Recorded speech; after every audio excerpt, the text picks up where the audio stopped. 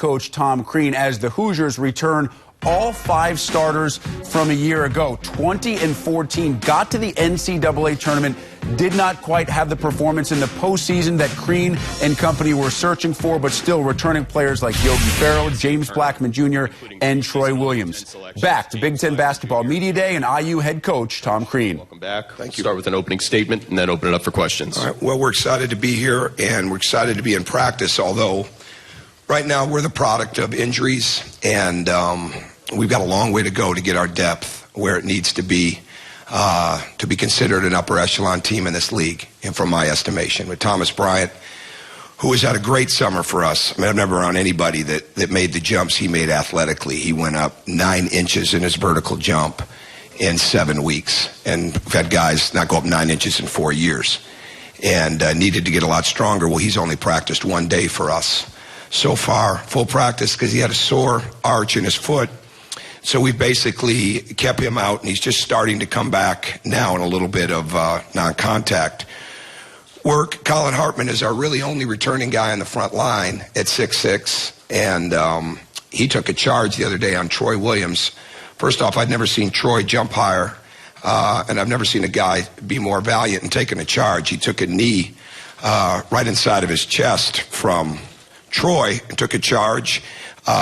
And I wish he wouldn't have, because he's going to be out for a little bit because he took some shots to the ribs that are quite sore for him. So we're really dealing with our old guard team right now. We're trying to get our young freshmen adjusted. Max Bielfeldt has been a tremendous addition to our team, but we've got a long way to go when it comes to getting that durability and that resiliency that we're going to need to be successful. But I'm excited to work with them. They have a great attitude. Their work ethic is outstanding. Our spring, summer, and fall of training and conditioning has been excellent, and here we go. So we know this is going to be a great league from top to bottom, and we've just got a long ways to go before we can get into that group where we feel good about it. Thank you, Coach. Please raise your hand high if you have a question. Let's go front row on the aisle. Hey, Tom, when you mentioned about wanting to get to the depth where you want it, Coach McCaffrey talked about maybe needing 10 players at least in this league. Where do you like to see your depth in terms of quality? Well, we want to have a true too deep, where we're too deep at every position, and not a too deep that the coaches see as too deep, but one where the players know it is, and based on the fact that they've got to bring their very best and that it's very competitive. We're not there right now, and hopefully we'll be able to get to that. But that's why improvement for our team, especially with our freshmen and sophomores, is going to be imperative that we can get to that point.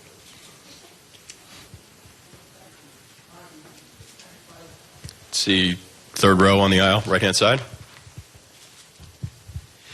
Coach, the last 2 years you've been right around the middle of the pack in the Big Ten. And I just wonder what the challenge is like in this league to take your program from that position to upper third, one of the challengers. What's it like to get from the middle to the top? It's a great question. It all comes down to consistency. And the consistency has got to come through injuries. It's got to come through some losses, especially in this league. And it's being able to rebound quickly,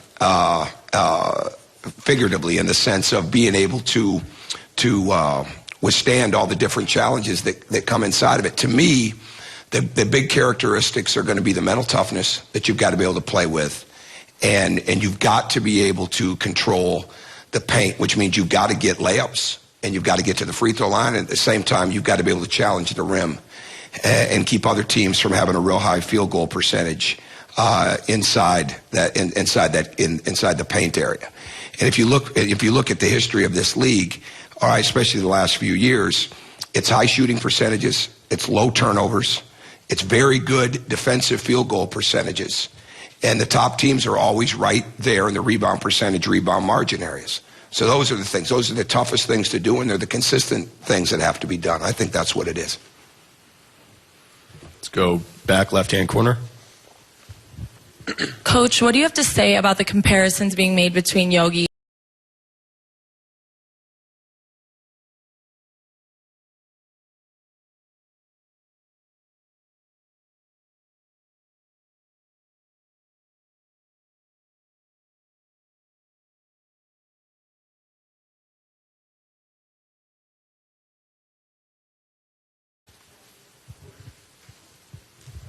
Tom, I know you've had great freshmen before and freshmen who were very important, but have you ever had a freshman who was relied upon to sort of change the dynamic of the team as much as Thomas?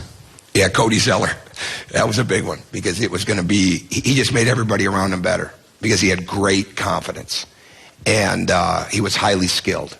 And he just blended in with some older guys like Christian Watford, Derek Elston, Jordan Hulls. And it was at the time when Victor Oladipo was really taking off. So that was a big one. Thomas brings, he's a different player. He's got a tremendous athleticism. The one thing he does, we could even see it yesterday a little bit in the 5-on-0. The greatest compliment I can give him is he practiced the first day. We went twice the first day. We held him out from the second day on. Is we missed him every day. We could tell he wasn't out there, not just because of the way he scores and rebounds, but because his energy is so infectious.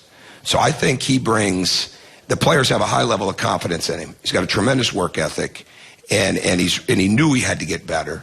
And that energy that he brings his teammates is at another place. So I think that's where he'll impact our team in a great way, or hopefully in a great way, as soon as we get him healthy. We have time for one more question for Coach. Let's go. Second row on the aisle. Hey, Tom, you have a very unique, challenging non-conference schedule. Can you talk about that and how a schedule like that really prepares you for what you're going to face in the Big Ten? Well, I think it starts actually with our exhibitions with Ottawa that put 13 threes on us a year ago when we were on our Montreal trip. Now, that may not mean much to many, but it means something to us because it was the one game that we lost. And we knew that they would challenge us big time on the perimeter. And the fact that Bellarmine will probably go into the season ranked #1 in the country in Division II, and they can beat you in the half court. They can beat you with toughness and physicality. I think it's a great microcosm of what our season is going to be like. We're going to play tremendous perimeter-oriented teams with great speed and quickness, and we're going to play teams that can really battle you and make it a half-court game. And I think that's what we'll see whether we're in Maui, opening up with Wake Forest, whether we go to Duke. We play Creighton before we go to Maui, which will be a wide-open game with the way that they shoot the ball and space the floor. We have Notre Dame later on. I mean, I think this is I don't remember us having a tougher one in my 8 years on paper. But at the same time, I don't know if the league has been this good from top to bottom in my 8 years, just looking at it. Again, it's on paper. A lot of things have to play out. But the Big Ten is far and away, when you look at the teams coming back, the coaches coaching the teams, the star power of the young guys, the versatility of the teams, and the experience of the teams, this is as good as it's been. I can't imagine there's a better one in the country. Thank you very much, Coach. Best of luck this year. Thank you.